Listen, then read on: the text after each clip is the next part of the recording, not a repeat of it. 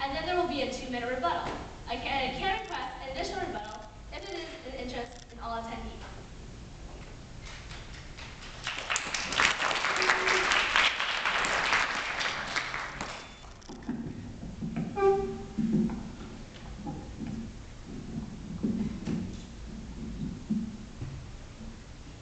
The United States Census Bureau estimated that 8.7 million of legal immigrants were living in the United States. Should America increase the level of legal immigration? Well, first of all, Stacy, I'd like to thank you for having me here.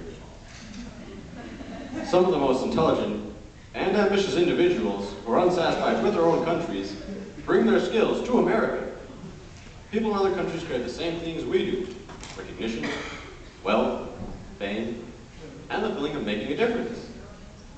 America offers countless ways for a nobody to become great. Many countries of the world limit educational opportunities. It increases the diversity and expands the culture of the country. No country in the world has a diversity of races, religions, languages, and cultures. America is called the Great Melting Pot because we bring together all sorts of people around the world. Diversity brings more tolerance for the people that are, on the surface, different than us. It introduces new ideas, new perspectives, new music and food, different customs, new forms of entertainment, diverse strengths and skills, and a host of other advantages. It is vital to restrict and further investigate immigrants coming into our country. Increasing our border control is a matter of security. If we fail to do this, the safety of our citizens are at risk. The foundations of our country are our immigrants. Which leads me to explain that it is definitely a good thing to have immigrants entering our country, but only legally. There needs to be ground rules before we let just anybody in. Restrictions and further background investigations are safety measures. This helps prevent us from allowing possible criminals from entering into our country.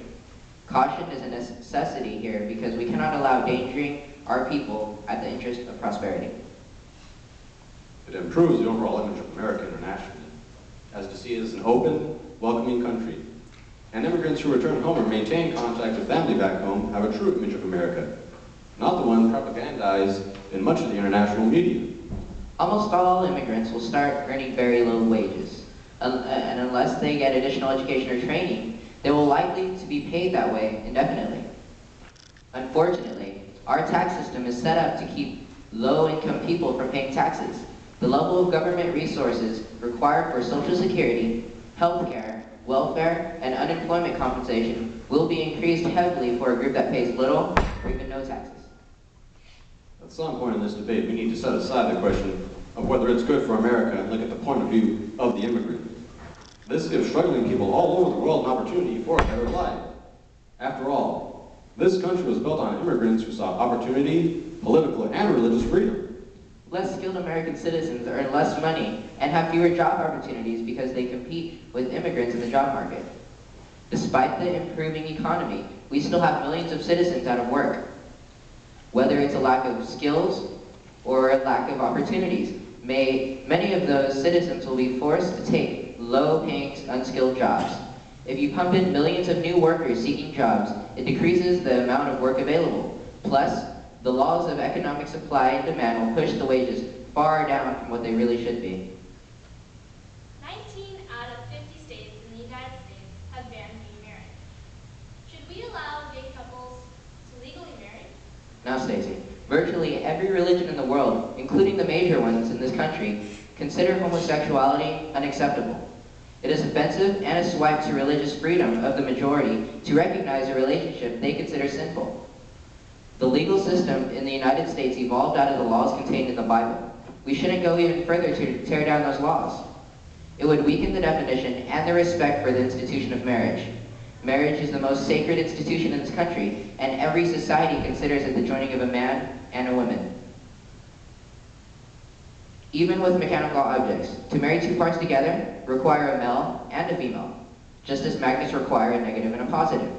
It only makes biological sense since only a man and a woman can procreate.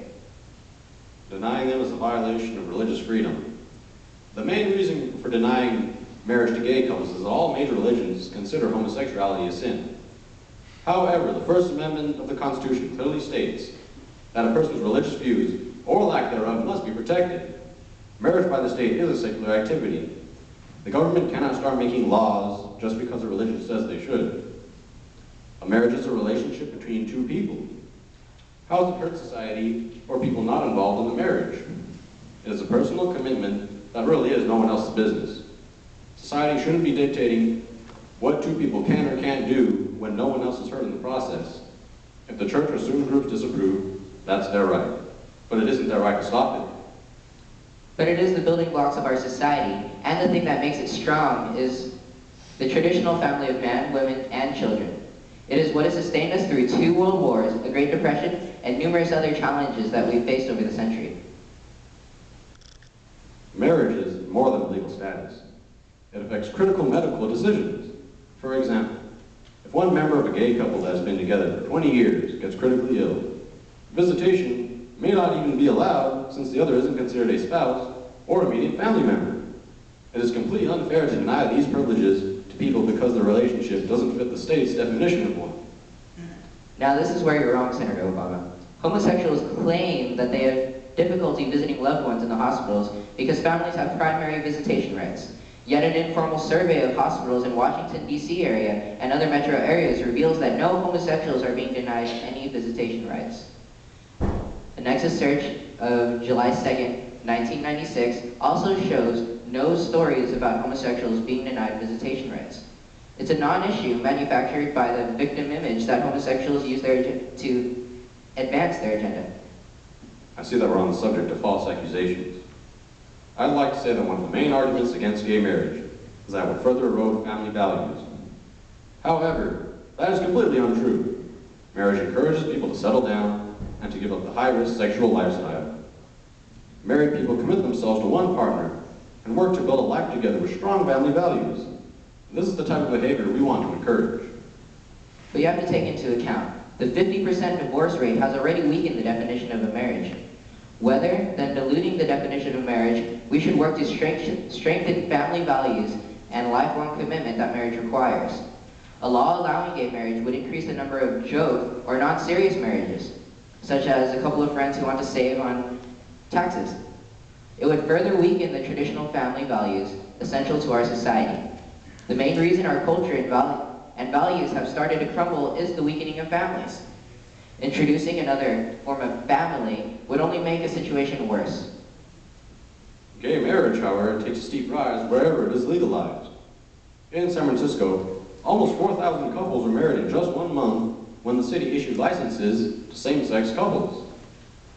The comparison of statistics shows that gay marriage boosts marriage rates rather than doing the idea of marriage any damage.